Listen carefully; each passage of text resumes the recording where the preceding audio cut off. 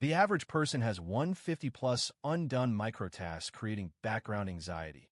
Unreplied texts, unfiled receipts, unclosed browser tabs. Each one occupies a mental thread. The 2-minute rule closes those threads instantly.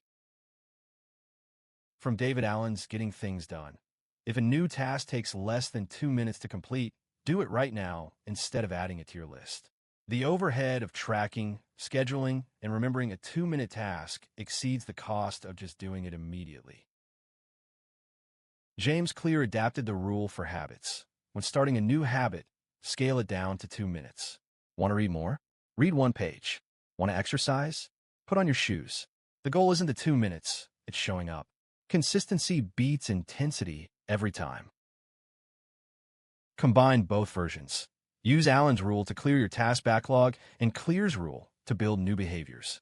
Spend the first 15 minutes of your day blitzing through every sub 2-minute task. Then use the momentum to launch into your most important deep work block. Right now, think of one thing you've been putting off that takes under 2 minutes. Go do it. Then come back and subscribe for more systems that eliminate friction from your life.